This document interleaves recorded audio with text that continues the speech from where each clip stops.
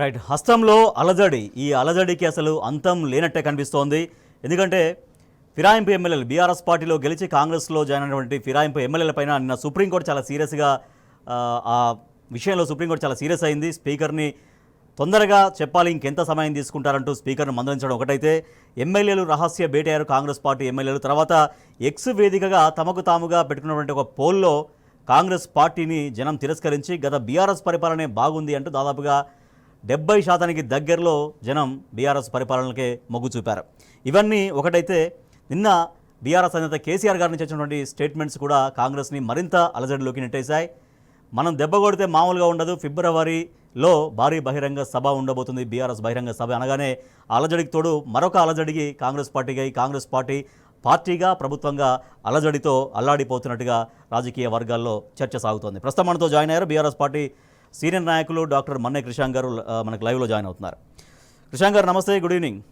క్రిషాంక్ గారు, కాంగ్రెస్ పార్టీలో జరుగుతున్నటువంటి ఈ అలజడులోను బీఆర్ఎస్ పార్టీగా ఎట్లా మీరు గమనిస్తూ ఉన్నారు?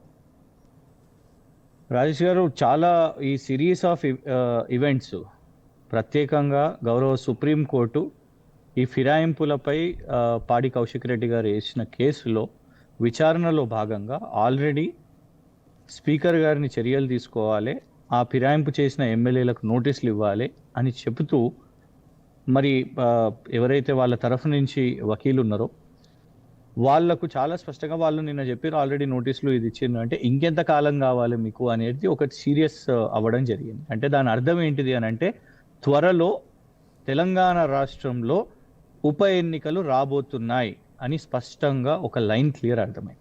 ఇది అయినప్పటికెళ్ళి ఫస్ట్ గుండెల్లో రైళ్లు పరిగెడుతున్నాయి ఆ ఫిరాయింపు చేసిన వ్యక్తులది అండ్ వాళ్ళని తీసుకున్న కాంగ్రెస్ పార్టీ రేవంత్ రెడ్డి గారికి. ఎందుకు అంటే వాళ్ళకి ఎవ్వరికి కూడా గెలిచే సీన్ లేదు. కేసీఆర్ గారు చేసిన పనితోని వాళ్ళకు ఓట్లు పడ్డం జరిగినాయి. వాళ్ళు పార్టీ ఫిరాయించారు. పార్టీ ఫిరాయించినప్పుడు కూడా వాళ్ళు చేసిన తీవ్ర వ్యాఖ్యలను చాలా మంది కూడా తప్పు పట్టిర్రు, తెలంగాణ సమాజం తప్పు పట్టింది. అరే ఇట్లాంటి వాళ్ళకా కేసీఆర్ గారు టికెట్ ఇచ్చిర్రు, సీట్ ఇచ్చిర్రు, వీళ్ళకి అవకాశం ఇచ్చిర్రు అనేది ఒకటి నంబర్ 1. అది మనం గమనించాలి. నిన్న దేశవ్యాప్తంగా ఇంకో చర్చ అంటే అక్కడ సుప్రీంకోర్టు కానివ్వండి, కేరళ హైకోర్టు కూడా, ఎందుకంటే ఒకసారి ఫిరాయింపుల మీద చర్చలు జరుగుతున్నప్పుడు ప్రతి కోర్టు న్యాయమూర్తులు ఏం చెప్తుర్రు అనేది దేశంలో అందరూ చూస్తారు కదా రాజేష్ గారు.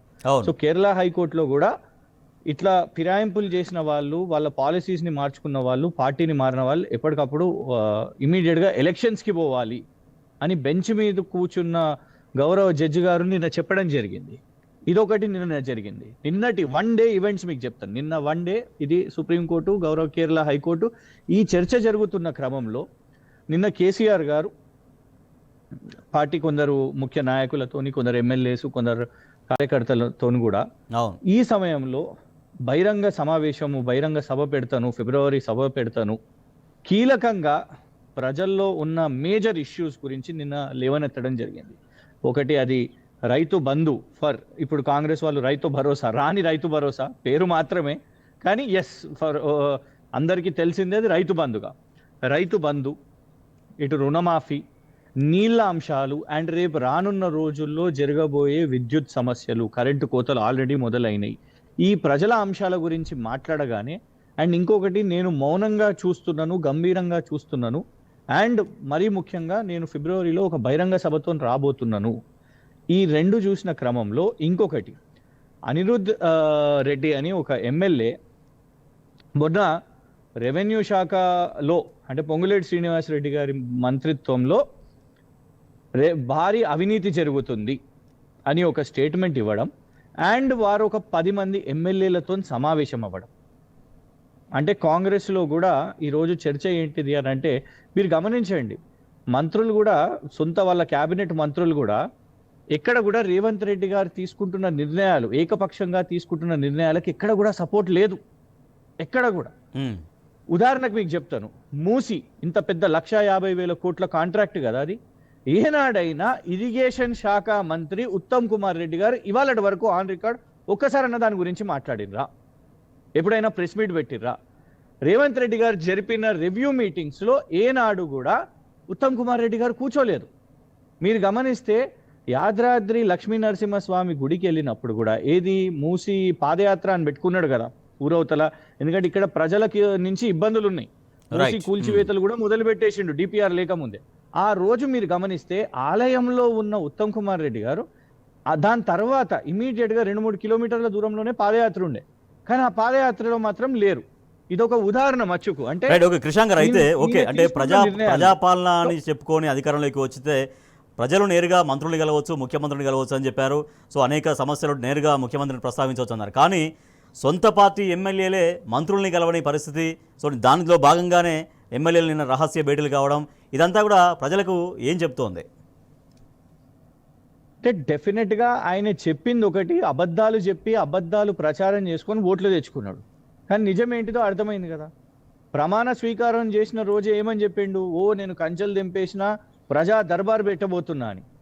ఒక్కసారైనా కూర్చుండా? ఆ పెట్టిన రోజు, ఓపెనింగ్ చేసిన రోజు పోయి వాళ్ళ కాంగ్రెస్ కార్యకర్తలను కలిసిండు. కానీ ఇవాళటి వరకు 420 రోజులైనా కూడా ఇవాళటి వరకు రేవంత్ రెడ్డి ఒక్కరోజు కూడా ప్రజా దర్బార్లో కూర్చోలేదు. పోనీ ప్రజా దర్బార్ పక్కన పెడదాం, గ్రామ సభలు జరిపారు కదా, గ్రామ సభలు మొదలు పెట్టి కూడా గ్రామ సభలో కూడా పాల్గొనలేదు. కేసీఆర్ గారు కూడా గతంలో రైతు బంధు ప్రజల మధ్యలో మొదలైంది, దళిత బంధు ప్రజల మధ్యలో మొదలైంది, పల్లె ప్రగతి ప్రజల మధ్యలో మొదలైంది, పట్టణ ప్రగతి ప్రజల మధ్యలో మొదలైంది. కానీ మరి గ్రామ సభల్లో ఎందుకు పాల్గొనలేదు చెప్పండి రేవంత్ రెడ్డి గారు? ఫస్ట్ ఏమో విదేశాల్లో ఉన్నారు. ఎందుకు చాలా సీరియస్ గా మనం ఇది ఆలోచించాలంటే, అందులోకి వెళ్ళే కదా ఒక మంత్రి గారిని నిలదీసిర్రు రైతులు. ఏమని చెప్పిర్రు? మీ రేవంత్ రెడ్డి అడ్వర్టైజ్మెంట్లు వేసుకుంటుండు, పత్రికల్లో ప్రచారం చేసుకుంటుండు, కానీ మా ఊర్లో రుణమాఫీ కాలేదు. 600 మంది రైతులు ఉంటే 450 మంది రైతులకు కాలేదు అని దామోదర్ రాజనరసింహ గారిని పట్టుకొని నిలదీస్తే ఒప్పుకున్న పరిస్థితిగా రాజేష్ గారు. ఇవన్నీ అంశాలు ఉన్నాయి కాబట్టి ఇవాళ వాళ్ళకు గుబులు పుట్టుకున్నది ఏంటి? వాటన్నిటికీ తోడుగా ఎక్స్ వేదికగా తమకు తాముగా పెట్టుకున్నటువంటి పోల్లో బీఆర్ఎస్ పార్టీకి దాదాపుగా 71% జనం వాళ్ళు, అంటే వెటకారంగా పెట్టినా కూడా ఫామ్ హౌస్ పాలన అని పెట్టినా కూడా 71% ఆదరణ లభించిందంటే ఇది కూడా కాంగ్రెస్ పార్టీని మరింత ఇబ్బందుల్లోకి ఎటనెట్టింది. అంటే వాళ్ళు ఎంత వెటకారంతోనంటే వాళ్ళే లేపి తన్నించుకుర్రు అని అంటున్నారు అందరు కూడా. వాళ్ళు ఏమనుకుర్రు అంటే, మేము కేసీఆర్ గారు ఫామ్ హౌస్ లో ఉన్నారు అని ఎస్టాబ్లిష్ చేద్దాం, ఇన్ని రోజులు దాడి చేసింది సరిపోలేదు, ఇన్ని రోజులు అబద్ధాలు ప్రచారం చేసింది సరిపోలేదు, ఇంకా అదే చేద్దాము, మేము అందులోకెళ్ళి పాయింట్స్ తెచ్చుకుందాము. నిజంగా వాళ్ళకు అందులో చిత్తశుద్ధి ఉండుంటే ఫామ్ హౌస్ పాలన వర్సెస్ జూబ్లీ హిల్స్ ప్యాలెస్ అని చెప్పేడుండే. ఎందుకంటే నువ్వు చేసుకున్న మొత్తం ఒప్పందాలు కూడా మొన్న గచ్చిబౌలి జూబ్లీ హిల్స్ కంపెనీలే కదా. 20 కంపెనీలకి వెళ్ళి 19 కంపెనీలు. దానికోసం దావోస్ పోనవసరం లేదు. నువ్వు ఇవాళ పాలన నువ్వెవరిని కలుస్తున్నావు? నువ్వు అశోక్ నగర్ యువత ఎవరైతే నీకోసం పనిచేసిర్రో ఎన్నికల్లో వాళ్ళని కలిసినవా? జియో 29 అని అంశాలు ఎత్తుతున్నారు, వాళ్ళని కలిసినవా? పోలీస్ బెటాలియన్లను డిస్మిస్ చేసి పడేసినావు. మూసీ బాధితులు, హైడ్రా బాధితులు, రైతులు, నీ సొంత కొడంగల్ లగచర్ల రైతులు, ఇవాళ వాళ్ళని కలిసే పరిస్థితి లేదు. దమ్ముంటే ఇవాళ కేటీఆర్ గారు ఇప్పుడే ఛాలెంజ్ చేశారు, దమ్ముంటే నువ్వు ఇవాళ ఎంత దారుణం చూడండి. మనం ఇదొక్కటి దయచేసి సిరీస్ చూడాలి. ఒకటి కోట్ల వ్యాఖ్యానం, తర్వాత కేసీఆర్ గారి స్టేట్మెంటు, తర్వాత రేవంత్ రెడ్డి ఫ్రస్ట్రేషన్. ఇవాళ సొంత పార్టీ ఎమ్మెల్యేలు మీటింగ్ పెట్టుకునేసరికి నిన్న రేవంత్ రెడ్డి ఫ్రస్ట్రేషన్ మనం చూసినాం కదా. ఇవాళ అందరూ అదే అంటున్నారు. నువ్వు ఇంకొకటి యాడింగ్ కూడా చేస్తున్నారు చాలా మంది. నిన్న స్వయంగా కాంగ్రెస్ పార్టీ నాయకుడు జగ్గారెడ్డి కూడా ముఖ్యమంత్రి పేరు మర్చిపోయారు అనేది కూడా ఒకటి. మంచి చేస్తే కదా సార్ గుర్తుపెట్టుకునేది. ఇవాళటి వరకు నువ్వు ఏం చేయలేదు. ఇవాళ పొద్దున్న నుంచి చూస్తున్నాం కాంగ్రెస్ నాయకులు తలబట్టుకున్న పరిస్థితి. మంత్రులు ఎవరు మాట్లాడతలేరు, ఎమ్మెల్యేలు కూడా ఏం మాట్లాడిన పరిస్థితి లేదు. అధికార ప్రతినిధి ఇతర ఛానల్లో కూర్చొని నువ్వు కేసీఆర్ గారిని అంత దారుణంగా మాట్లాడేసరికి, అవమానపరిచేసరికి, అది తెలంగాణ కోసం ఒకటండి. కేసీఆర్ గారు పార్టీ మొదలు పెట్టిండ్రు కాబట్టే కాంగ్రెస్ పార్టీ మీద ఒత్తిడి పడ్డది తెలంగాణ అజెండాని పిక్ చేసుకోవాలని.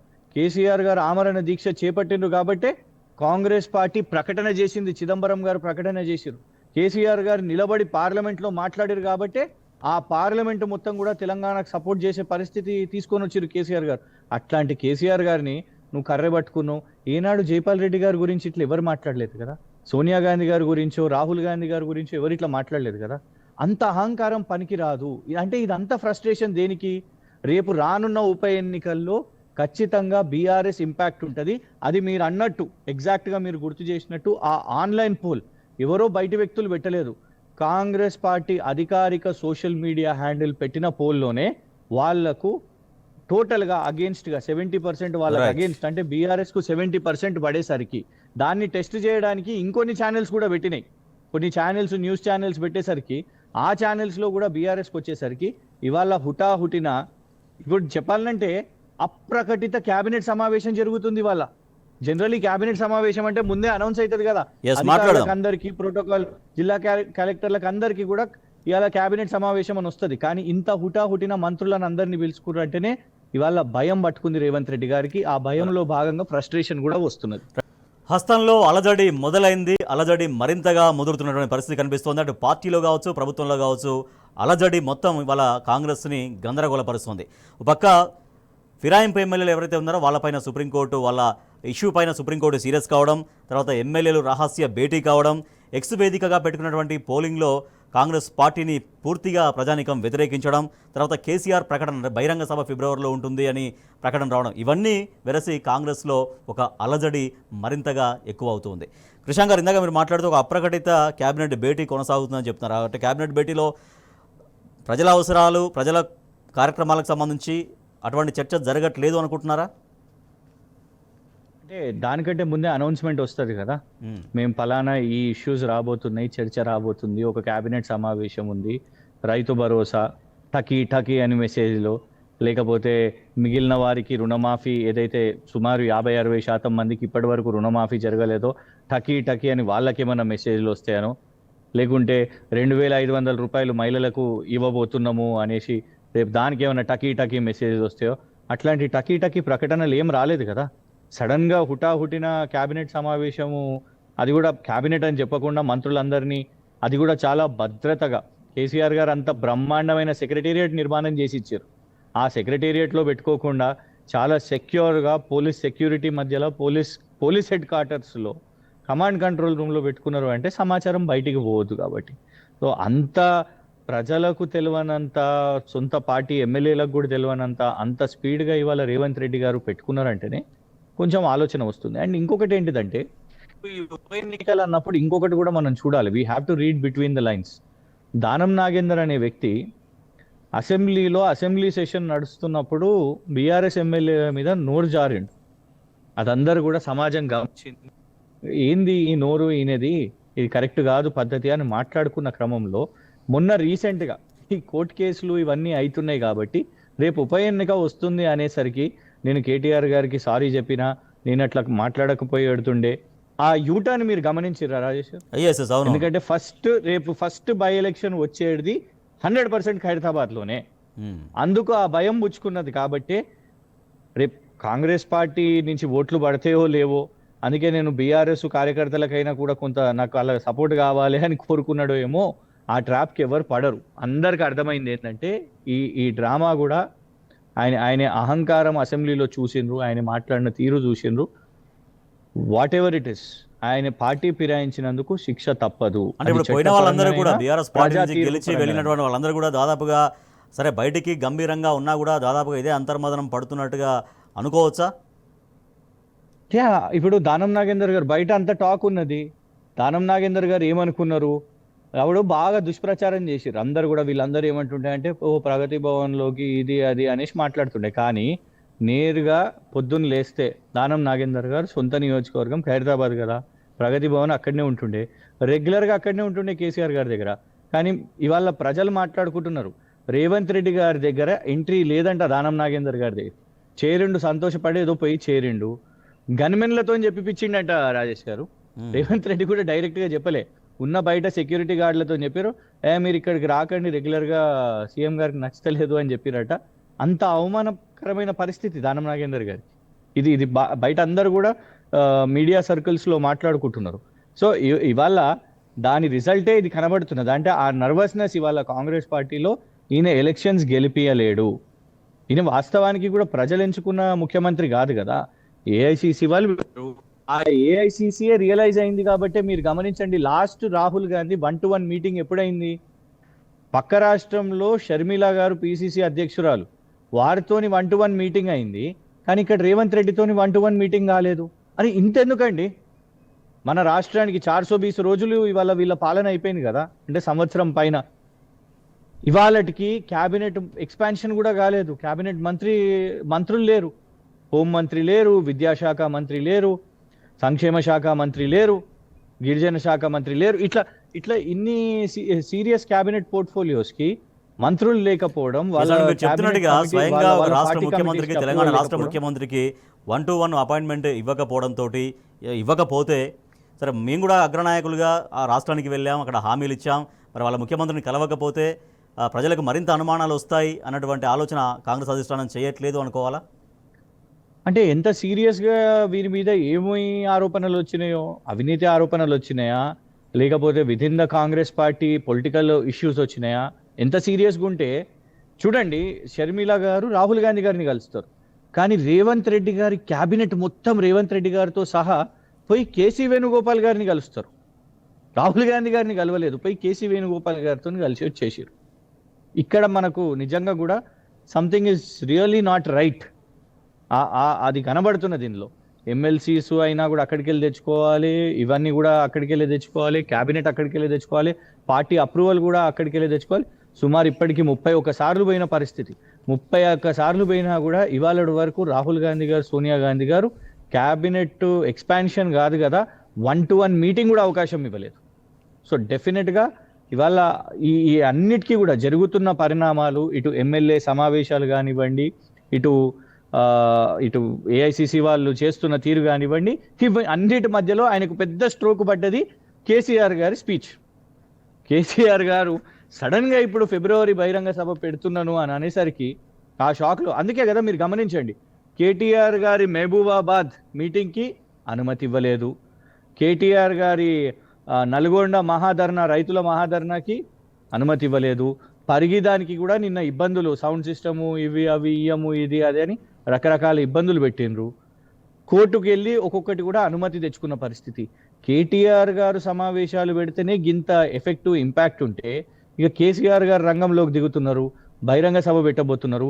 సింపుల్ కాల్ రాజేష్ గారు, ఎవరెవరికి రైతు భరోసా రాలేదో మీరందరు రండి కేసీఆర్ గారు బహిరంగ సభకి, ఎవరెవరికి రుణమాఫీ కాలేదో మీరందరు రండి బహిరంగ సభకి, ఎవరైతే యువత ఆయన నిజంగానే 1 సంవత్సరంలో కొత్త నోటిఫికేషన్ లేచి ఆయన జాబ్ క్యాలెండర్ పెట్టి 2 లక్షల ఉద్యోగాలు ఇస్తారని నమ్మిండ్రో మీరందరు రండి. రకరకాల ఎవరైతే బాధితులు ఉన్నారో, అలా హైడ్రా కానివ్వండి, మూసి కానీ రకరకాల బాధితులు, చేనేతలు ఎవరైతే ఉన్నారో, ఆటో డ్రైవర్లు ఎవరైతే ఉన్నారో వీళ్ళందరూ రండి. రేవంత్ రెడ్డి 1 సంవత్సరంలో చేసిన పాలన బాధితులందరూ కూడా రండి అంటే అది సరిపోదా? ఆ షాక్ లో ఇవాళ రేవంత్ రెడ్డి ఉన్నాడు కాబట్టి ఇవాళ అంత ఫ్రస్ట్రేషన్. నిన్న చూడండి ఎంత స్పీడ్గా నీజర్క్ రియాక్షన్, ఇంత ఫాస్ట్గా కేసీఆర్ గారు మాట్లాడినరు అక్కడ. అసలు నిజంగా నిన్న రేవంత్ రెడ్డి పేరు కూడా తీసుకోలేదు కేసీఆర్ గారు, కానీ వ్యక్తిగతంగా కేసీఆర్ గారి పేరు, వారి శారీరకంగా మానసికంగా అంత ఫ్రస్ట్రేటెడ్గా మాట్లాడినంటేనే డెఫినెట్గా ఆయనకు ఆయన ప్రభుత్వంలోనే ఇన్సెక్యూరిటీ ఉంది, ఒక విజన్ లేదు, ఒక పాలసీ లేని వ్యక్తి కాబట్టి, కేవలం వ్యక్తిగతంగా దూషిస్తున్నాడు కాబట్టి ఇన్సెక్యూర్ ఫీల్ అవుతుండు. ఇప్పుడు కాంగ్రెస్ పార్టీలో తర్వాత అటు పార్టీలో చూస్తే అటు అలజడి, తర్వాత ప్రభుత్వ పరంగా ఇటు అలజడి అంటే, మరి రెండిట్లో పార్టీలో ప్రభుత్వం అలజడి కమింగ్ డేస్లో అది పరిపాలన పైన మరింతగా ఎఫెక్ట్ చూపించే ప్రమాదం లేదా? దాని ద్వారా ప్రజలు నష్టపోరా? కంక్లూడింగ్ చెప్పండి. 100% అండి, 100%. ఇవాళ చూడండి, ఆయన ఎంతసేపు వేదికల మీద ఇప్పుడు కేసీఆర్ గారిని నేను మాట్లాడినరు, కాళేశ్వరాన్ని నువ్వు పక్కన పెడుతున్నావు, నువ్వు పాలమూరు రంగారెడ్డి ప్రాజెక్టు జాతీయ హోదా కొట్లాడతావు అని అనుకున్నావు, రకరకాల ప్రాజెక్టులు తీసుకొని వస్తావు, అన్నీ అటకెక్కుతున్నాయి, వాటిని నువ్వు కంప్లీట్ చేస్తలేవు, కరెంటు కోతలు ఉన్నాయి. నీకంటూ ఒక ప్రణాళిక ఉండాలి. రేపు ఎండాకాలం వస్తుంది, నీళ్లు కానివ్వండి, కరెంటు కానివ్వండి, వ్యవసాయం మీద నువ్వు దాని మీద ఆలోచించాలి. ఆ పాలసీ మేకింగ్ అనేది ఇప్పటి వరకు ఒక్క పాలసీ వాళ్ళు చేసింది కాదు కదా, ఒక్క పాలసీ లేనే లేదు. రేపు బడ్జెట్ పెట్టాలి, అసలు ఏంటిది? ఎంతసేపు రాజకీయాలు దుమ్మెత్తిపోయడం, ఇవన్నిట్లో ఏం జరుగుతుంది? అండ్ ఇవన్నీ కాకపోతే ఆయన ప్రైమరీ, ఆయనకి ఇష్టమైంది ఏంది? ఏసీబీని పంపాలి, లేదు పోలీసు వాళ్ళని పంపాలి, పెద్ద నాయకుల మీద కేసులు వేయాలి, జర్నలిస్టులు ఏమైనా మాట్లాడితే కేసులు వేయాలి, వారం చివరి కాగానే సోషల్ మీడియా అవ్వాలి, నటులు కంట్రోల్లో లేరంటే నటుల మీద వేయాలి, ఎవరైనా ఆయన పేరు మర్చిపోయారంటే వాళ్ళను బెదిరియాలి, బొక్కలు వేయాలి, ఎవరైనా బిజినెస్ మెన్ కూడా ఏదన్నా మాట్లాడితే, నీ పాలసీ మంచిగా లేదని మాట్లాడితే వాళ్ళను బెదిరిస్తావు. ఇట్లా చేస్తే రాష్ట్రానికే కదా నష్టం, పెట్టుబడులు రావు, పాలన కాదు. సో ఆయన ఇవాళకి పాలన దిశగా ఆలోచిస్తలేడు కాబట్టి ఇవాళ అడ్మినిస్ట్రేటివ్ ఫెయిలియర్ ఒకటే సింపుల్. కేసీఆర్ గారు ఎక్కడున్నా కూడా ఆయన తెలంగాణ దాటిపోలేదు, ఆయన ఉన్న నియోజకవర్గం కూడా హైదరాబాద్ నగరాన్ని నుంచి 40 కిలోమీటర్లు ఆయన మీద దుమ్మెత్తిపోసిరు. కానీ ఒకటి చెప్తాను, ఇవాళ అందరు మాట్లాడుకుంటున్నారు, కోవిడ్ 2 లాక్డౌన్లు వచ్చినా కూడా తెలంగాణ రాష్ట్రంలో ఏనాడు పథకాలు ఆగలేదు, వ్యవసాయం ఆగలేదు, రైతు బంద్ ఆగలేదు. కానీ రేవంత్ రెడ్డి గారు ఈ ఒక్క సంవత్సరంలోనే ఆయనకి ఎలాంటి సంక్షోభాలు లేకపోయినా కూడా పథకాలన్నీ ఆగిపోయిన పరిస్థితి కదా, పాలన కూడా ఆగిపోయిన పరిస్థితి కదా. సో డెఫినెట్ గా ఆయన ఫెయిలియర్ కనబడుతున్నది. రైట్, ఇక హస్తంలో అలజడి రేగుతోంది. అది పార్టీలో కావచ్చు, ప్రభుత్వంలో కావచ్చు, అలజడి కొనసాగుతూనే ఉంది. Right, thank you so much Manne Krishna garu. Right, ఇక ఫిరాయింపు ఎమ్మెల్యేల పైన అనర్హత పైన నిన్న సుప్రీంకోర్టు చాలా సీరియస్గా కామెంట్స్ చేసింది. ఇంకా ఎన్ని రోజులు సమయం తీసుకుంటారు, నోటీసులు ఇవ్వడానికి 10 నెలలు సమయం తీసుకుంటే నిర్ణయం ఎప్పుడు తీసుకుంటారు, నిర్ణయం చాలా వేగంగా తీసుకోవాలంటూ కూడా, అంటే మాకు సమయం కావాలంటే మొత్తం అసెంబ్లీ అయిపోయేదాకా సమయం కావాలా అంటూ సుప్రీంకోర్టు చాలా సీరియస్గా ప్రశ్నించడంతో ఇక అనర్హత వేటు ఎవరైతే బీఆర్ఎస్ నుంచి గెలిచి కాంగ్రెస్లో జాయిన్ అయ్యారో వాళ్ళపైన అనర్హత వేటు తప్పదు అన్నటువంటి సంకేతాలు స్పష్టం కావడంతో అదొక అలజడి కాంగ్రెస్ పార్టీలో రేగుతోంది. తర్వాత ఎమ్మెల్యేలు రహస్య భేటీ కావడం, దాదాపుగా 10 మంది ఎమ్మెల్యేలు సొంత పార్టీ ప్రభుత్వం అనుసరిస్తున్నటువంటి తీరు పట్ల, సొంత మంత్రులు అనుసరిస్తున్న తీరు పట్ల వాళ్ళు నిరసన వ్యక్తం చేస్తూ 10 మంది ఎమ్మెల్యేలు రహస్యంగా భేటీ కావడం. తర్వాత ఎక్స్ వేదికగా తమకు తాముగా ఒక పోల్ కండక్ట్ చేసుకుంది కాంగ్రెస్ పార్టీగా.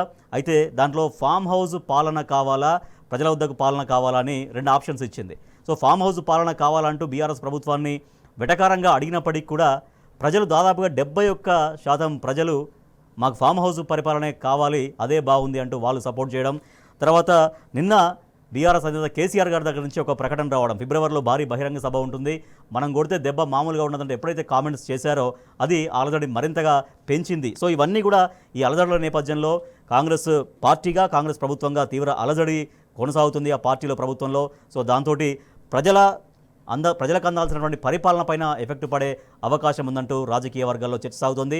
ఈ హస్తంలో రేగిన అలజడి ఎక్కడికి వెళ్తుంది అర్థం కానటువంటి పరిస్థితి ఉందని రాజకీయ విశ్లేషకులు చెప్తున్నమాట. ఇది వాళ్ళ బరాబర్ అడుగుదాం, చూస్తూ ఉండండి టీ న్యూస్.